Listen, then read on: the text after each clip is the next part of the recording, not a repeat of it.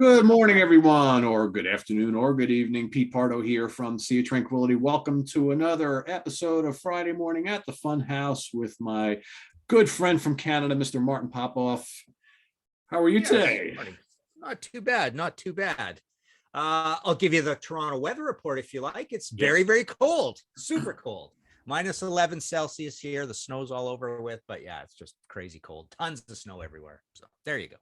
Yeah, you were nice enough to send some of that weather down, as well as my friends from Chicago that sent it all this way. So right now, what we are experiencing, though, but because it's been a little warmer here, and warm meaning like 40 degrees today, it's been raining since yesterday. Now the temperatures dipped down to 30, so we have a nice sheen of sleet, freezing rain, and ice starting to form, and that's going to be our entire day. So I just actually went out to have one of the cars serviced bright and early this morning. When I left, it was still kind of wet and rainy. Now it's all icy. So yeah, I will be not going anywhere for the rest of the day. That's cool.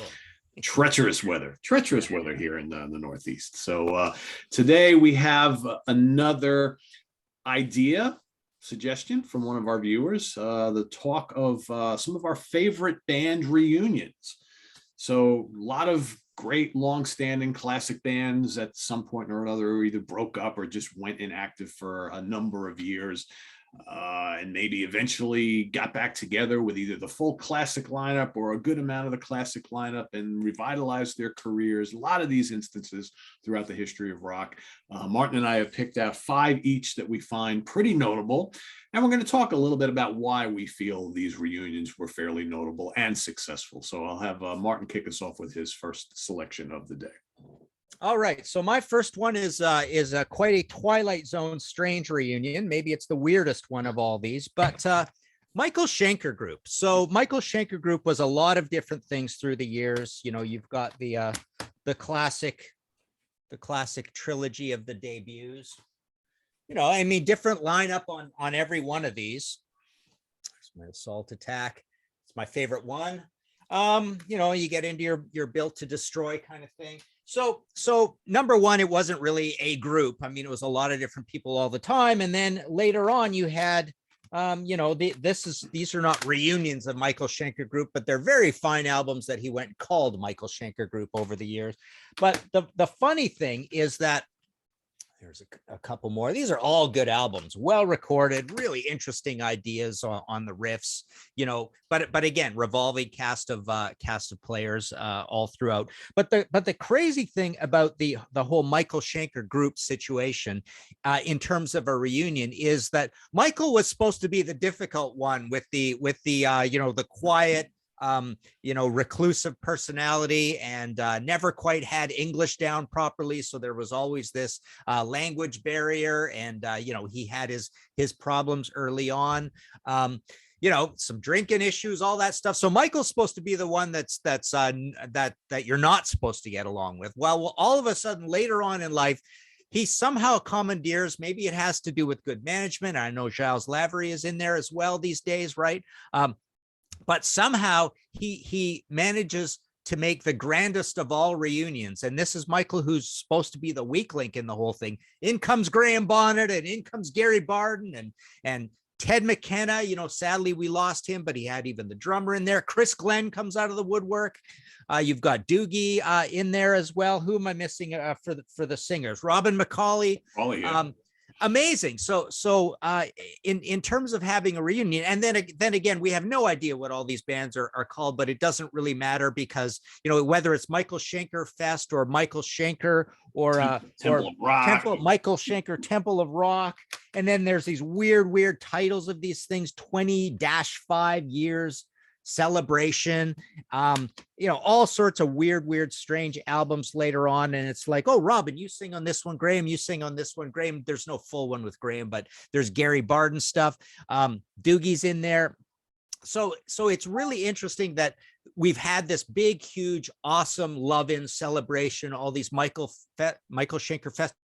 That's the other thing. They toured like crazy, and he took all these old guys on tour, and they're all singing. So in terms of a reunion, there can be almost, I don't think in anything I'm going to be talking about here, there's quite the level of ambition of reunion that you get here, where it's like you have 4 or 5 different lead singers. I mean, it's the reunion of everybody, right? Everybody, And that's a rare thing that you don't see. Usually a reunion is, oh, we're pretty close to the classic lineup here as we reunite, sort of thing. So that's what I find fascinating about this whole thing is that the reunion is good and tons of great music, very prolific. The riffs are incredible. I find some of these records that he's doing are almost like a new wave of Swedish heavy metal from the 80s. Like it's really European sounding at times. There's a power metal one that came out recently.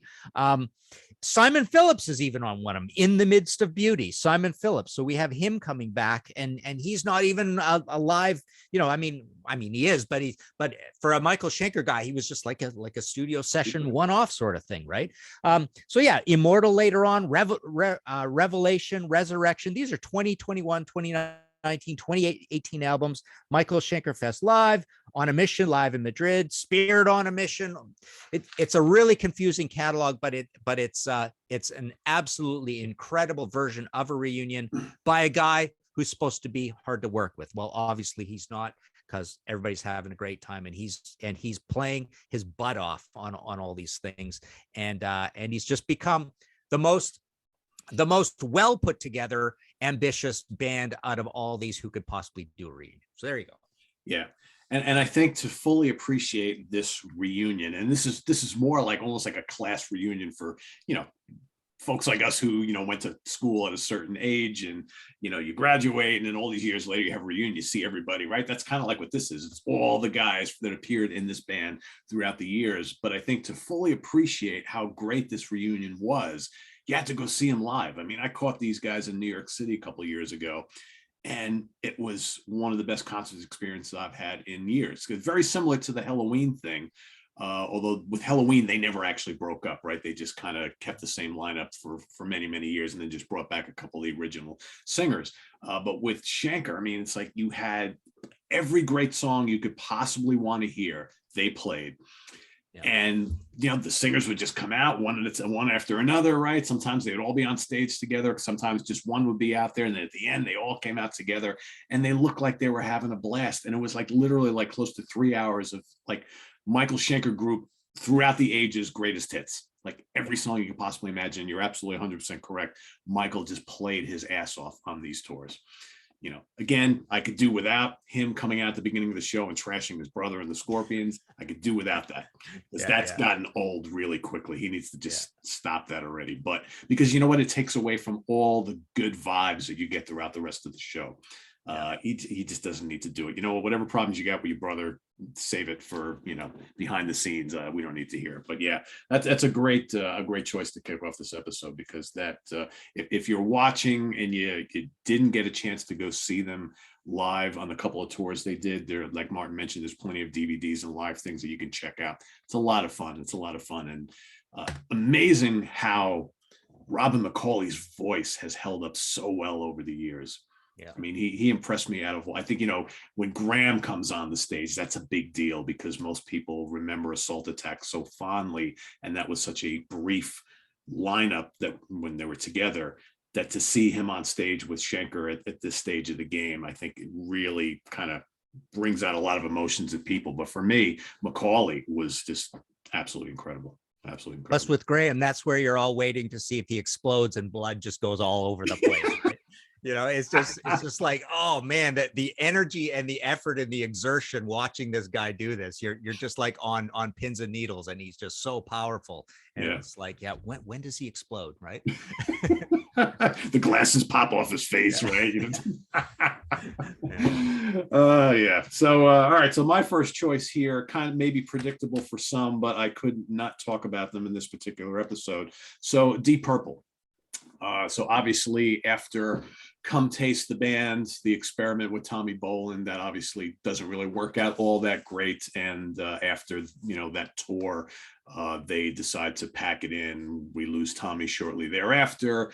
Mr. Coverdale goes and forms Whitesnake not long after. Glenn Hughes starts doing some solo stuff, hooks up with Hughes Thrall, so on and so forth. You get John Lord and Ian Pace wind up doing some other projects. They wind up in Whitesnake for a bit. Ian winds up in Gary Moore for a bit. So there's all this kind of like, the whole Deep Purple thing just becomes like all these other bands. Of course, Richie went on with Rainbow, Ian Gillan, right, formed Gillan, the Ian Gillan band before that. So in the early 80s, you've got like no Deep Purple anything happening, but there are rumors starting in the very early 80s of Mark II possibly getting together, but it never quite comes to fruition. Obviously, Richie is still firmly entrenched in Rainbow, which is a fairly popular band. Ian's got the Gillan thing going on. The other guys, like I mentioned, have other things happening. So, but it's not until 1984. And again, this is post Ian in his stint with Black Sabbath for the Born Again album and tour. They start to, the record company, which in this case Mercury Records, decides to throw a good amount of money at the guys from the Mark II era of the band to officially get back together. So in April of 1984, it was officially announced that Deep Purple Mark II was back together. The album Perfect Strangers comes out in October of that year. I remember it like it was yesterday. It was my first semester at college, literally a month in. And I remember driving, Martin, from New Paltz, New York, which is where I was going to college, driving all the way to Middletown, New York, to Steve Keeler's Rock Fantasy to go buy a copy of this. When I probably should have. I think I skipped a class or two to go drive, the 40 miles or whatever to go pick this up. And this was like a big deal. I mean, Kerrang! Magazine, all the big magazines, Deep Purple, the reunion. The album sells really, really well. And, again, this is the first time this band had been together since 1973. So we're talking about 11 years. So they go down to Vermont, they record the album, they release the album, it does big business. They announced the tour. I saw this in early 1985. And it was glorious because I had never seen this lineup before. Obviously, it was actually my first time seeing Purple in total, and it becomes the second highest grossing rock tour of the year, just below Bruce Springsteen. So think about that. I mean, Deep Purple, always a fairly big band, but second highest grossing tour next to Bruce, that's pretty remarkable. So a lot of people were talking about this. I mentioned they were in all the magazines and all that. This album goes to sell pretty well. I think most people look back on Perfect Strangers pretty fondly still to this day. But a couple of years later, they released House of Blue Light, 1987. Already the cracks are starting to show. I mean, I think that this is an instance of the first tour, the first album. Yeah, it's good to be back together. Yes, we've hopefully buried all the hatchets from the past, but by the time they get around to doing this again, Mr. Blackmore and Mr. Gillan are just, once again, all the old troubles are starting to happen again. And by the time after they finish this, Ian is out of the band. And in comes Joe Lynn Turner. So now we're rehashing Rainbow. It's almost like, well, if Richie really felt that indifferent about doing Deep Purple, maybe he should have never agreed to do this, but money talks, right? So I'm sure they threw a lot of money at these guys. Maybe he should have just kept Rainbow going, who knows? But and then they reunited Mark II again a couple of years later. Battle rages on, and then before you blink and Richie's gone for good, and the rest of that is a totally different story. But yeah, I mean, this was a big deal. Not only for me, but for many, many other people. And it's one of those great instances of a, big time band from the 70s who went away for quite a few years and came back.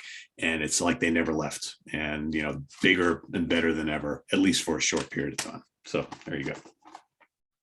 Yeah, that's pretty wicked. I mean, we even did one of our early episodes of the Contrarians is me calling Perfect Strangers my favorite Deep Purple album of all time, because I just find it absolutely packed full of lots of great songs, and many other Deep Purple albums have a few here and there that I'm not as crazy about. So I love that album to death. So I love that album more than most people like that album. And I even like House of Blue Light more than most people like that album, because I think that's a solid 8 out of 10 kind of thing as well, which is usually kind of higher than most people think. But I think the production's even better on the second one than the first one.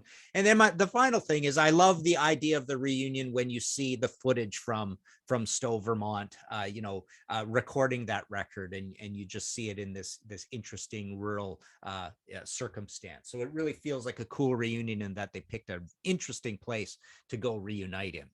And it So seemed yeah, like they were having a great time together, right? Or at least that's what it seemed on the surface. And that's why I think a lot of us were so disappointed just a few years later when it all fell apart again. It's like, geez, what happened? I mean, you guys were so happy together just a couple of years ago. But, sometimes these personalities just are just, they will never see eye to eye, even with all those years in between, right?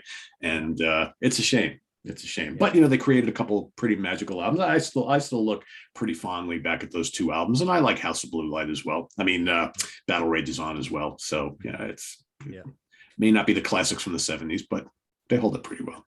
Cool. All right. My second choice is I'm going with the Stooges. So there you go. We've got the debut album, legendary debut album. We've got this is the one I got signed by Iggy as well. I think I've told this story before, but this is where backstage at Massey Hall, Iggy signed these for me as he was being chased by two girls down the hallway. He just paused for a second and signed a couple and then kept running, kind of thing. But what I love about this reunion is that so it is definitely a you had to be there rather than a you didn't have to be there kind of situation. Long story, I've done a podcast on that where the idea of these old scrappy weird albums, like when we talk about punk, it's like it's hard to turn someone on to something 50 years ago like that that's meant to be scrappy and dirty sounding, right? So it's so they're behind the eight ball on this reunion at all. But what I like about this reunion is that all along the way, he never really, cashed in and had a fake Stooges and called, hey, we're again the Stooges all along. When he reunited, it was literally bringing these guys out of the woodwork again, which we hadn't seen very much. So you got Ron Ashton, you've got Scott Ashton and James Williamson. They had all been off doing other things, not really in the music world. James Williamson was I think a high up computer guy somewhere. But so he got these guys together. So that was cool as part of the reunion. They toured, they played amazing, and Iggy was still like absolutely just killing it live, contorting himself and no shirt on and all that stuff. This is in later years for him. But the other cool thing about it is they did manage a couple albums. There's one of them, The Weirdness, and then they have Ready to Die as well. So not only was this legitimate, and it's a reunion of a band whose last album was in 1973. Yes. So it's like a long, long time ago reunion. So it's a legitimate lineup. They go and tour, they do amazing live, and they put out 2 studio albums. So all of that together, I think, makes a very convincing sort of reunion. And then the final poignant point about this entire thing is that Ron Ashton and Scott Ashton got to go out there and be stars again, because there's a lot of mania about this. The crowds were insane. It was very successful when they went out. There was a lot of press about them. So they got to go out and do this again. And alas, Ron, after that time, meeting them at Massey Hall and sitting down and talking to them and get things signed, it was about a year later, I think, Ron dies and then Scott dies as well. So it's a good reunion in that sense that these guys got to go out and do this again. We haven't lost Iggy, we haven't lost James, but we have lost Scott and Ron. And the bonus for me is buddy of mine from the old days, Mike Watt from the Minutemen and Firehose was brought in, to play bass after in later years, part of the situation. I love Mike, and he's a perfect choice for that as well. So even that's a good part of this reunion. So yeah, just ticks all the boxes as a great reunion. Yeah, and that's a really a different story than some of the other ones we're going to talk about, because the original band, other than Iggy, in all the years in between, didn't really do much in the public eye, right? I mean, they were busy, but not like the guys in Purple, or it's they, for them, this, like you mentioned, this is their one big chance to get back into the spotlight of the masses, right? And so it must have been great for them. Yeah. Just one final note. So yeah, I saw them August 6th, 2008 in Toronto, January 6th, 2009. So like 5 months later, Ron Ashton passed on, 60 years old. So it's good that Iggy got to do this again with those guys. Yeah. And it's also good too to think that, for the fans, who kept the memory of this legendary lineup in their hearts and in their minds all those years, right? They didn't forget about them. So that even though, like I said, there was so many years in between, that they came out in droves to see a show like this with that legendary lineup, even though, the other guys really didn't do a hell of a lot in between. Yeah, that's pretty cool. That's definitely different than some of these other examples. Like this one, Styx. Okay. So everybody knows the story. Kilroy was here. They were kind of big but bizarre concept album released in 1983. Started to divide some of the fans, right? It's kind of a strange album. Looked at it when it was one of the kind of big concept album bombs, although it did make a lot of money for the band. The tour was very successful, but that it started a divide within the band.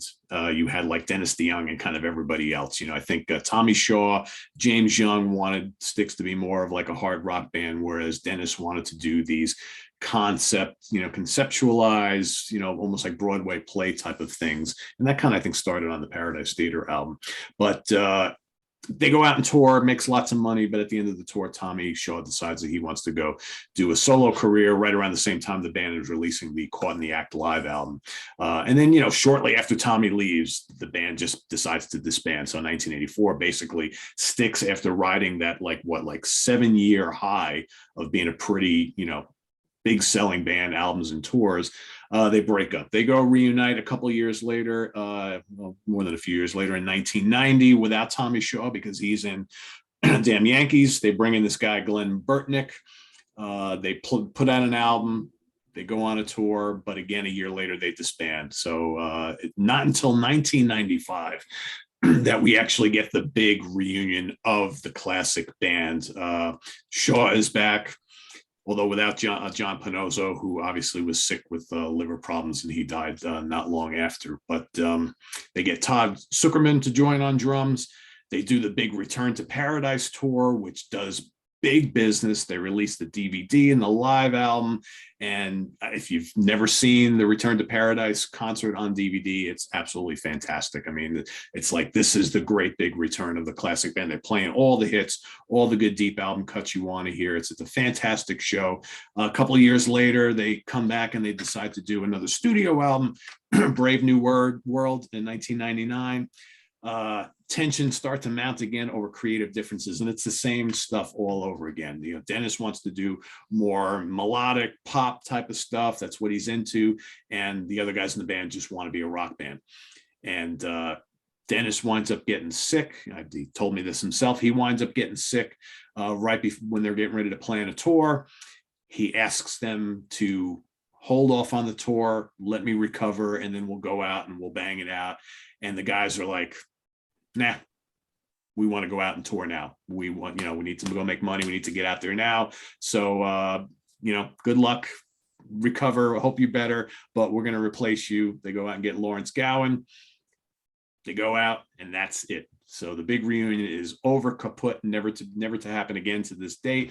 You talk to Dennis, and he would welcome a return with the band. You talk to the other guys in the band, and they just refuse to talk about it. So I think we've kind of seen the last of it. But for the couple of year period, 1995 till about like 97, 98, classic lineup of Styx pretty much back together, doing big business, sounding great, but it was all too fleeting, kind of like the Deep Purple thing. So yeah, there you have it. Styx, good reunion while it was going on, but that's the last of it. And they went on and got better and better. I mean, some of their greatest music is those recent albums. So yeah, I mean, a lot of people are like, you hear it all the time. It's like Styx isn't Styx without Dennis, blah blah blah, and I get it, but there's no denying, if you just get that out of your mind and accept the band for who they are today and who's in the band, their last 3 albums are really, really good. They're really good. I'll tell you what, this is the album with all of them, right? This is the last one that they all did together. This is awful compared to the last 3 albums that Styx has done without Dennis. No disrespect to Dennis, love him, like his solo albums, but that is not it. That's a very mediocre album, whereas the 3 they've done since then are really, really strong, in my opinion. And his solo albums are as good as the latest 6. Yeah, yeah, exactly. Yeah. So that they all, at this point, do they all really even need each other? It doesn't seem like it, right? Would it be nice as fans? Sure, but I I don't think they need to go there at this point. Yeah. All right. My next choice, the theme this time, it's all about creativity. Sure, they've been out playing live and it was a legitimate lineup and all that sort of stuff. That's not as important about the impressive creativity story with this one. I'm talking about Merciful Fate. They put out two amazing, groundbreaking albums, 1983 and 1984. That's all they do, which is quite odd. Don't Break the Oath is the last one. King Diamond goes on to a solo career. But the amazing story about this reunion, like I say, is that when they return, their records that they put together as a reunion band are as well appointed and well crafted. And, you know, they're never going to live up to the magic of having those two albums parachute in from the heavens or from hell or wherever it is, and be so accomplished. You know, I always talk about Melissa being the first record that feels as scarily accomplished as Sad Wings of Destiny it did in 1976.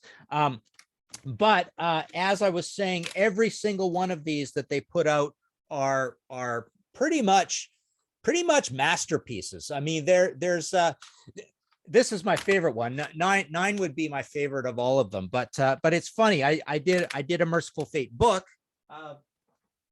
Not particularly handy. There it is. Black Funeral Into the Coven with Merciful Fate. So I did a Merciful Fate book, and I threw up my hands at one point and said, I'm going to ask all my Facebook friends which is the favorite of all of these, because I really need to see if there's a trend here, because they're all so good. Yeah. And literally no trend came back. I mean, nobody had one favorite over another. I particularly find 9 to be the one that is kind of the roughest, the most evil, the little more retro-ish sounding. The other ones lean a little more towards, King Diamond has this thing where, there's this loose philosophy that King Diamond will be more conceptual, and it will be more keyboardy, and it will be more power metal-y. But other than that, which, they're actually pretty close catalogs. Other than that, I find all the other ones to be just amazing, but a little different than 9, like a little different appointed. So that's what I like about this. But, it was, so the first one in 93, it was King, Hank Sherman, Michael Denner, Timmy Hansen, Snowy Shaw, credited on drums, but Morton Nielsen on drums. As you go on, the lineups change a little. They more or less evolve, but, it was legitimate all the way through as well with the evolution. But hats off to King for doing this. I've heard this said about people who've worked with Ronnie James Dio as well.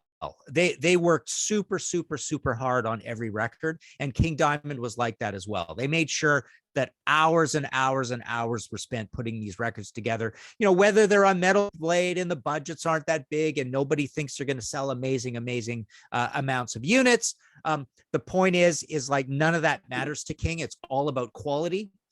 So they come back and do what is this? 1, 2, 3, 4, 5. Yeah, five when they only had 2 to begin with.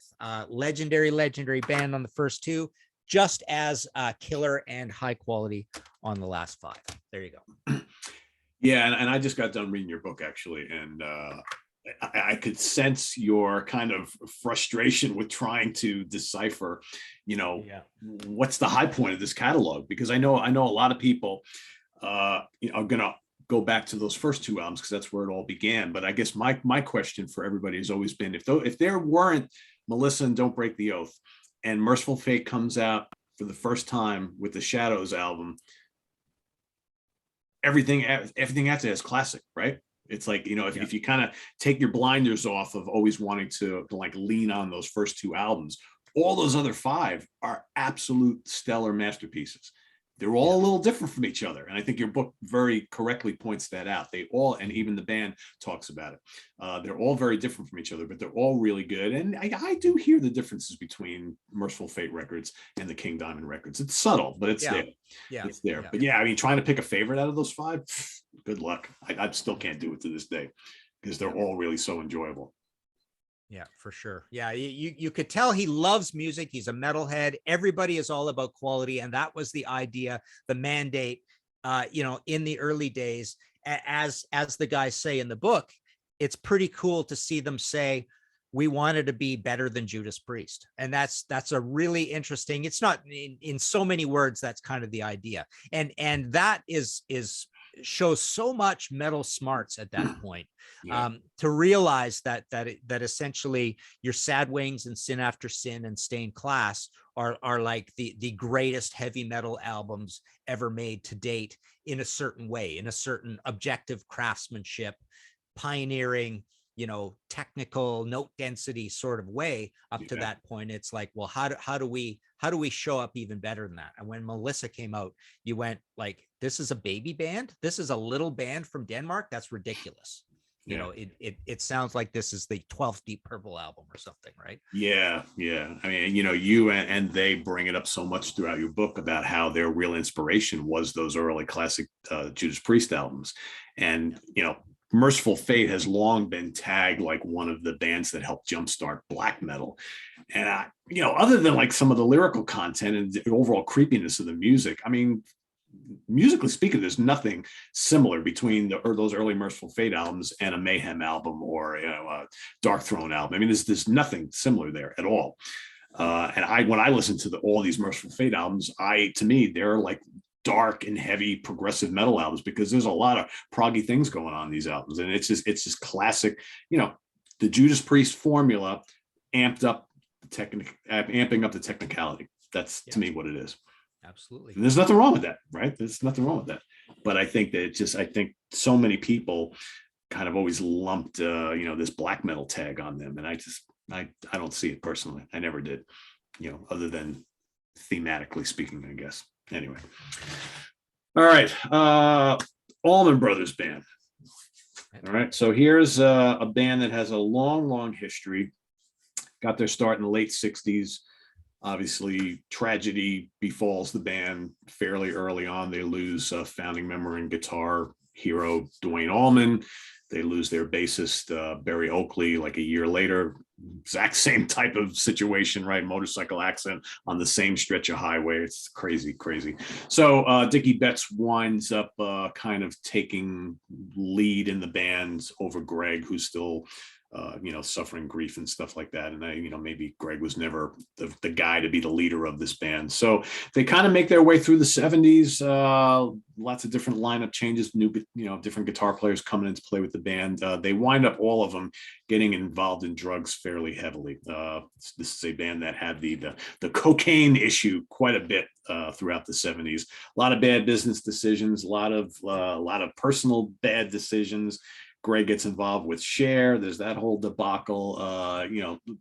Long story short, they wind up breaking up for a couple of years in the 70s. They get back together. They release a couple albums in the early part of the 80s, which are very, very poorly received.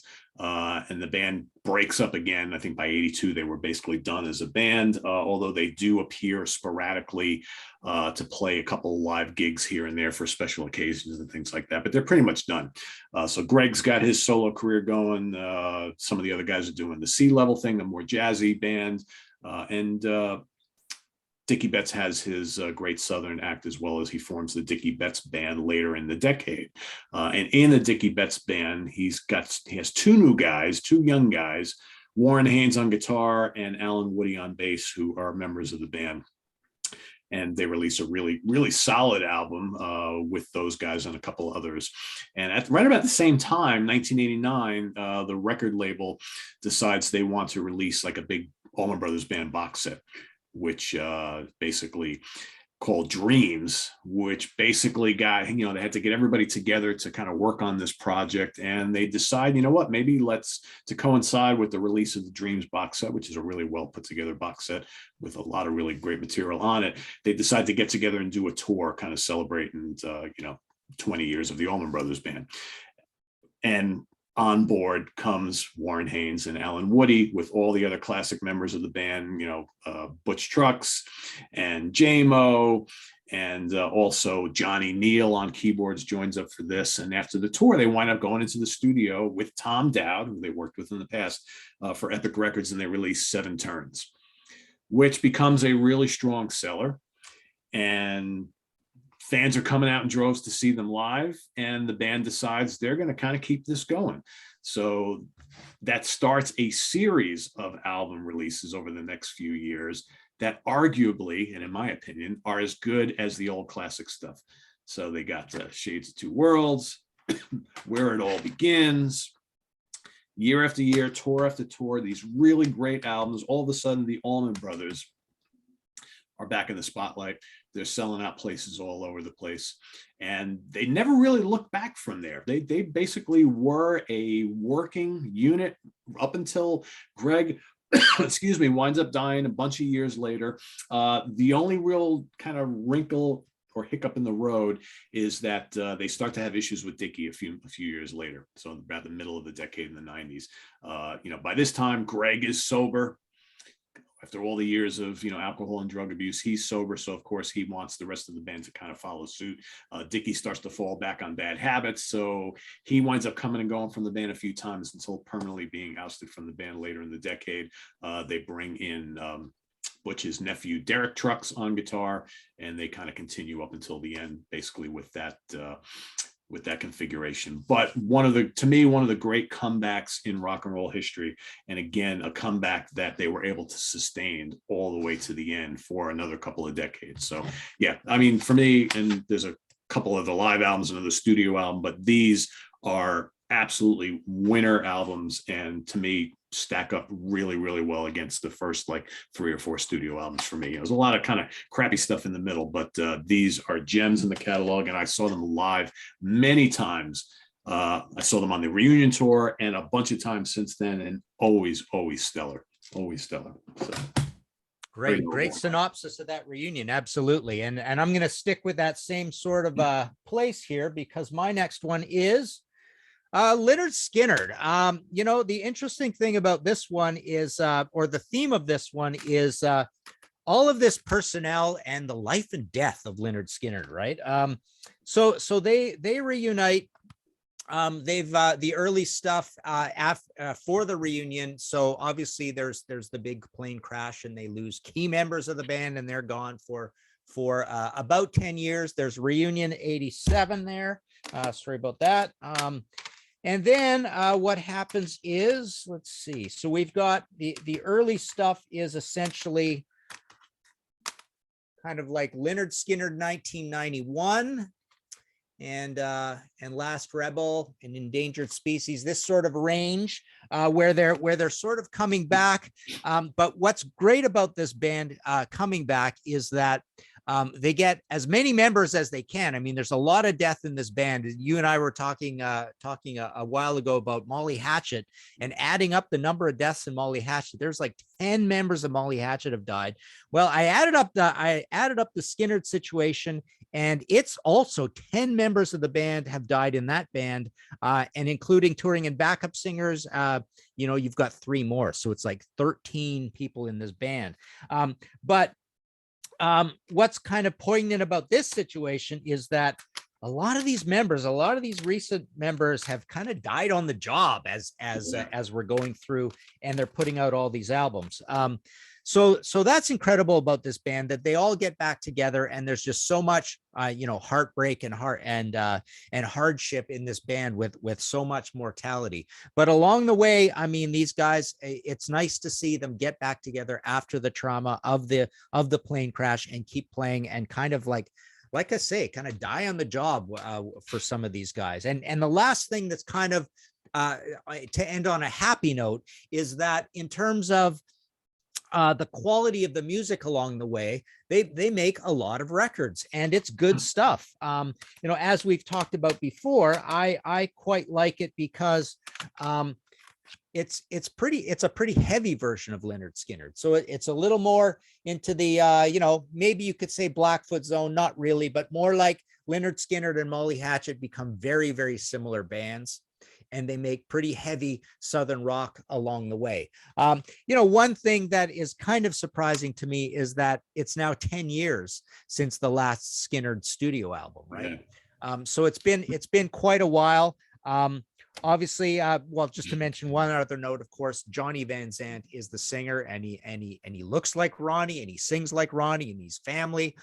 So that's amazing, and they've had him all the way through. And you get Ricky Medlock back into the band, and he basically is one of the strongest members of the band. He's kind of the leader in a way, but he has roots going all the way back as well. So there's everything legitimate about this reunion. The anchor of the band is Gary Rossington, of course, and he's always, all through. There's always been the threat of heart troubles with him, weak heart situation, but they persisted, and they became a band that sold a lot of tickets and made a lot of great music along the way. The classics are so beloved that the new music doesn't particularly stick with people, but they did make a lot of music.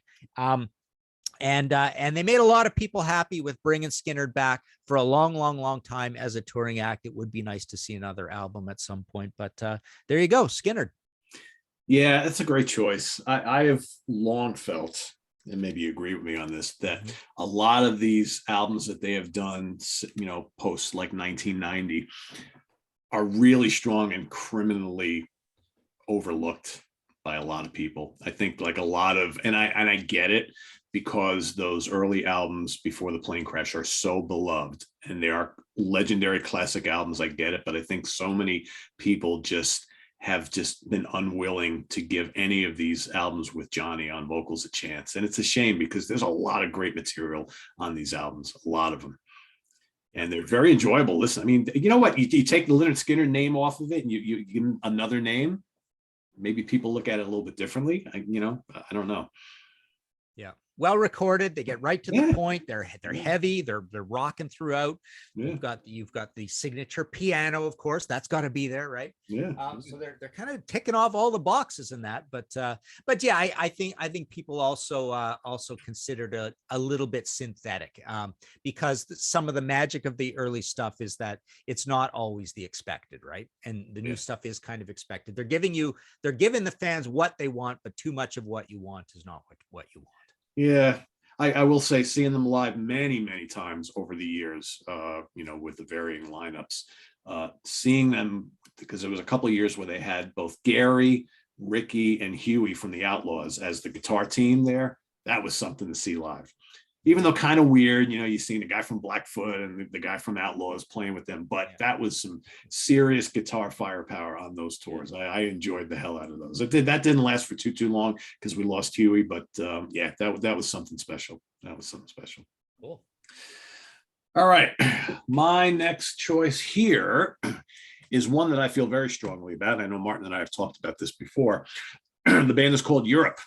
All right. So Swedish 80s sensations, right? I think most people, when they think of Europe, the only thing they think about is the Final Countdown song and album, Final Countdown, Carrie, this band from Sweden, bubblegum, pop, hair metal, whatever the hell you want to call it. And, they sold a lot of records. They did a lot of touring. And for whatever reason, I think for most folks, that was a long time ago, that's the only thing that sticks out in their mind. A lot of people have these negative connotations when it comes to Europe. And it mostly, I think, comes on the title track to that album because it is so overplayed.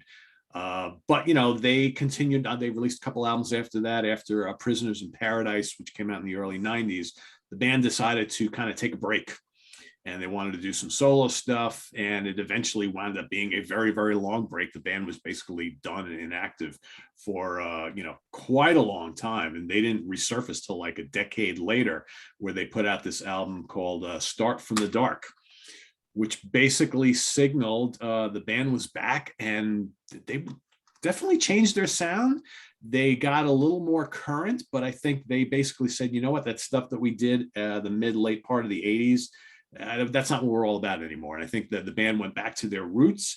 The band was always in love with hard rock stuff from the 70s. I mean, they loved Zeppelin and Sabbath and Deep Purple and UFO. You talk to any of the guys, they always bring up those bands. And they released a bunch of these albums. Like from then on, you got this one right here, which is the Secret Society. You got Last Look at Eden. You've got Bag of Bones. All these are heavy quality hard rock albums. War of Kings, perhaps my personal favorite of the bunch. Walk the Earth.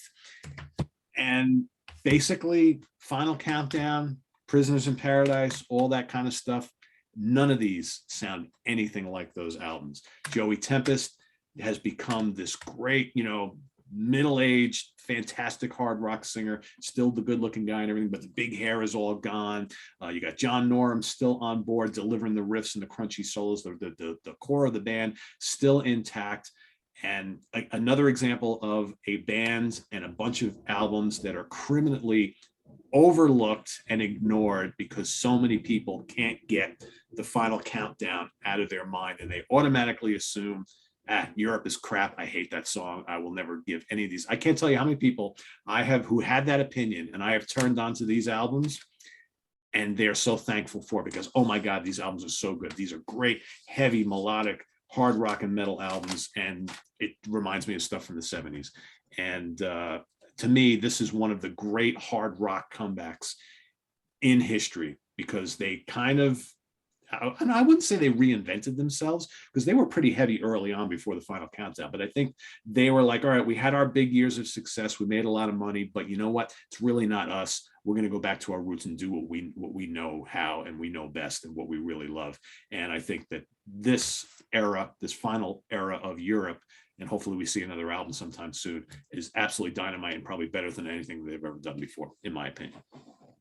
Yeah, and incredibly well recorded and well crafted, and the solos, just like one after another, are some of the greatest solos you've ever heard of all time. I'm talking with a buddy of mine, Sean Kelly. Like, we've always had this idea about doing a book on the greatest guitar solos of all time, and it's like, I get into this frustration about, well, there are hundreds of thousands of guitar solos. How do you really rank them, right? Are we going to talk about Hotel California and Comfortably Numb all over again, right? Yeah. And it's like, one of my examples is, you know what? 40 of the greatest guitar solos are on those latest Europe albums. They're right there, and are those going to be our top 40, right? But yeah, I mean, my favorite Europe albums are all of those and the debut, which is just like an absolute masterpiece of new wave of Swedish frostcore heavy metal, the future to come and all that. Wow. It's just, awesome. It's just such an incredible record. So yeah, great choice. That's one that fits with the Merciful Fate, right? In terms of like, absolutely. It's all about the creativity. Like, this is one of the greatest examples of the records being the center of the reunion. Yeah, forget the singles, right? This is all about the records. Do you have a personal favorite amongst these? It's the first one, Start from the Dark. It definitely that blew me away when that came out. I mean, the guitars are just so crushing on that album. Yeah. It sounds pretty down tuned. I don't know. I haven't really analyzed it, but just amazing material throughout. And yeah, like you say, the guys. It's like a Maiden situation where the guys look young and seem young and are playing like with a lot of enthusiasm. And I always liken them to Mr. Big, right? Mr. Big's the other one that was a little similar, where there's some later albums where you go, wow, this is way better than the early stuff. Yeah. Right. Yeah. And it's funny because I Final Countdown album itself is actually pretty damn good. Mm-hmm. And but a lot of those tunes got kind of ignored, and you have the two big hits. And but yeah, I totally agree that the first two albums and all these last ones, the highlights of the catalog, whereas you had the couple in the middle, are good, but the real Europe is what we saw early on and what we're seeing now, in my opinion. And the final funny thing about Final Countdown is you sit there listening to that in a hockey arena or whatever, right? At a hockey game, and it's like you're listening to the verse of that, and you're going, this is complete underground Swedish frostcore metal. It's like, it has that keyboard line, but the verse is like, this is dark, proper underground Swedish heavy metal. It sounds like friggin' Axe Witch, right? Yeah. And it's like, well, okay, whatever. Yeah. Somehow it caught on back in the day, right? And yeah, it became a phenomenon, right? Yeah, funny. All right, my final choice for the day is a different theme. It's how do you do a reunion when your lead singer dies? So we're talking about Allison Change with the classic debut, Onto Dirt, and then they had the next one, which is with the three-legged dog on it. So Lane Staley dies, and why this is a great version of a reunion is they do it absolutely correctly. Like, how dare anybody replace the lead singer in a band? It's always a hard thing to do, but they get William Duvall in, who's He's a buddy. He's an interesting guy. He's got his own band history. He plays guitar. He's a writer. So he mirrors Jerry Cantrell, who's kind of the leader in this band anyways, and was. And the other great thing about, being able to pull this off is that Jerry would sing as well, along with Lane, and they had kind of similar voices. And, I've been in debates with guys who've said, because I think Williams' voice just blends in there just fine too, along with Lane and Jerry. But the cool thing about this reunion, besides that, is that the material. There's one more. Basically, Black Gives Way to Blue and The Devil Put Dinosaurs here. And along the way, Boggy Depot. Jerry Cantrell has done great solo stuff along the way. But to put together this band again, you've still got Sean Kinney in there. You've got Mike Inez, who's a great guy and bass player. He's got his past. He's been with Ozzy and that as well. So it's a very legitimate lineup, and you put a lead singer at the front who's not just an airhead, who's a figurehead there to sing the old songs. He's, like I say, he's a writer and he's a guitar player, and you see him playing guitar live, and all this really helps.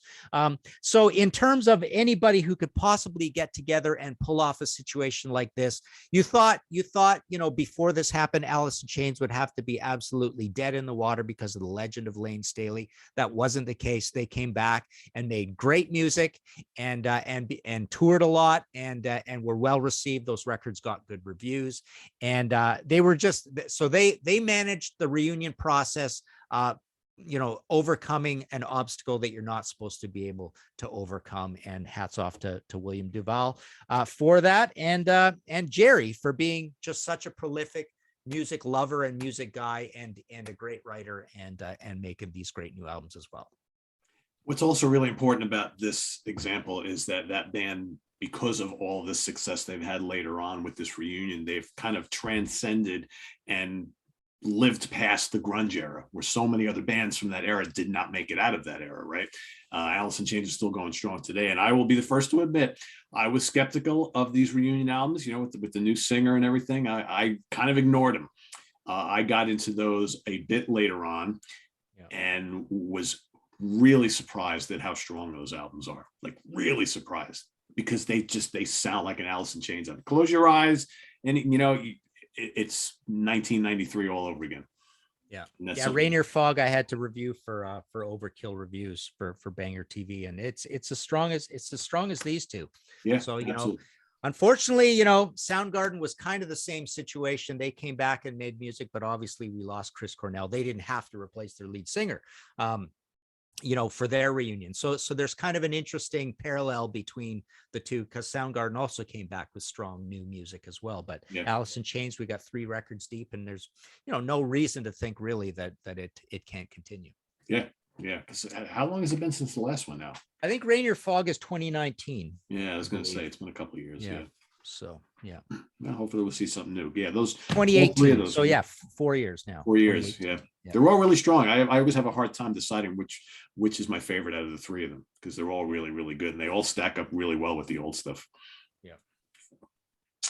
All right. So my last choice for today is the Dixie Dregs. So Dixie Dregs were a really good late 70s, early 80s instrumental act from the South. They were on the Capricorn label, sometimes labeled a Southern rock band. However, due to the nature of their music, I think that's really limiting what they do. They blend elements of bluegrass and country and jazz and rock and classical into this weird hybrid sound. So, because they are all instrumental, they tend to get lumped into also with a lot of the fusion bands of that era, like the Mahavishnu Orchestra, Return to Forever, Weather Report, so on and so forth. But they're, due to their nature, their relationship with Capricorn Records, they're all, but they're kind of like, instrumental version of the Allmans and Marshall Tucker and so on and so forth. But a really good band led by amazing musician and guitar player and composer Steve Morse. They release a handful of really well-respected albums throughout the 70s and the early 80s. But, by the time the early 80s are rolling around, I think the band and the label kind of wanted them to do something to garner a little bit more mainstream attention, because, an instrumental album is kind of a hard sell, even at that point in time. And so they decide to drop the Dixie from their name and just go out as the Dregs, and they released a new album called Industry Standard in '82, which has vocals on a few tracks. The songs are a little shorter, maybe less complicated. Kind of backfires, as you would imagine, because it's really not what this band is all about. So the band breaks up a year later in 1983. They go their separate ways. Steve goes and joins Kansas. You have Rod Morgenstein, the drummer, goes and joins Winger, right? Everybody's doing other projects and things like that. But about a decade later, they decide to reunite, okay, with a slightly revamped lineup. They go out on tour. They record this live album, Bring 'Em Back Alive, which gets them a lot of attention, all right? We've got Morse is back, Rod Morgenstein, T. Lavitz on keyboards. Dave LaRue joins on bass. Dave was part of the Steve Morse band, which he was also doing at the same time. David Sloan on violin. Then they also get Jerry Goodman on violin as well. He was from the Mahavishnu Orchestra. That was kind of a really cool thing to see him with this band. They release this album, and then they do actually go into the studio and do Full Circle. Very well received, very excellent studio record that showed they still have a lot of fire left in the tank. They go on throughout the 90s to do sporadic shows here and there because, of course, very famously, Steve Morse joins Deep Purple, replaces Ritchie Blackmore in Deep Purple, where he still is at to this day. So they've never been able to go back and do this full time again due to basically Morse's schedule, and Rod still plays with Winger when they're doing stuff, which, again, they try to fit in when Red Beach is not doing something with Whitesnake. But, and they've popped up here and there, doing some live shows, release some live albums and things like that. But one of those bands that I think it was good to see them back. And whenever you get a glimpse of the Dixie Dregs, it's always a good thing, even though it doesn't happen that often, regardless of who they have in the lineup, because they have had some deaths in the family from a few members. But yeah, a great return. And for someone like me, who was a little bit too young to appreciate the Dixie Dregs live during their heyday, to be able to see them a handful of times later on after they got back together was a pretty mind-blowing experience, because a fantastic live band. Fantastic. Cool. Yeah. Yeah, that's cool. Thanks for that. I mean, I barely know that story, but that's pretty cool. And it shows you also that brand name is always sitting there on the shelf, right? You do all these other things. It's like, hey, let's pull that off the shelf and do something with it at some point again, right? Yeah. It's always there. Wow, Dave LaRue, and Jerry Goodman, that's pretty amazing. So yeah, because they have to know that they can't make it a full-time gig in this day and age, because there's no money in this type of music, unfortunately. But every so often, when the guys feel the need and they want to go out and maybe do like 30 dates or something like that, and maybe record a live album or a DVD or something like that, they can go and they can have fun with it. The fans appreciate it, because you don't see the Dregs coming around all that often. So if it's like once every decade, right, you get a little mini Dixie Dregs tour. It's really something to look forward to from a fan perspective, but I'm sure for them as well. I mean, let's be honest. Deep Purple is Steve's big money maker, right? He makes probably good money doing that gig. He's been doing it now for like a million years. But you have to wonder deep down inside, does he get as much enjoyment doing that as opposed to doing like a little 20-date tour with the Dixie Dregs, where he can kind of revisit all this kind of real weird, complicated music, right? You got to wonder deep down inside what he gets more enjoyment from. There's the big paycheck, and then there's this fun little creative thing that I can do every so often with the rest of the guys, from the old days. I don't know, but you're right. It's cool. You can pull it off the shelf whenever you feel the need, when you can fit it in, and when the time is right, and fans will come out. Yeah, cool. Right on. Yeah. So there you have it, everybody. Some of our notable reunions that we have seen and lived through over the last bunch of years. Some good ones here, and I'm sure there's others that we haven't touched on. But put some of those in the comments below that are some of your favorite reunions. So, Martin, what's going on your end? I know you're a busy man. All sorts of stuff happening. Well, let's see. So Contrarians, we had a Def Leppard episode go up, a Rock-a-Rolla panel go up, Cinderella with Sean Kelly. That's been well received. I got to knock off another History in 5 Songs with Martin Popoff podcast.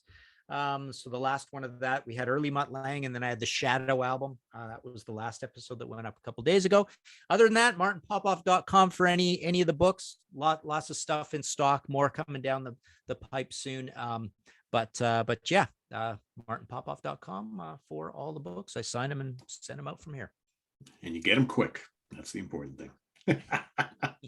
So thanks for watching, everybody. Visit us on the web at www.seatranquility. We're on Facebook, we're on Twitter. Of course, we're here on YouTube together all the damn time. Coming up tomorrow, we've got the UK connection with Simon Bray and Stephen Reed. We're going to be looking at our favorite concerts that we experienced in the years 2012 and 2013. So that's coming up tomorrow. Stay tuned for that.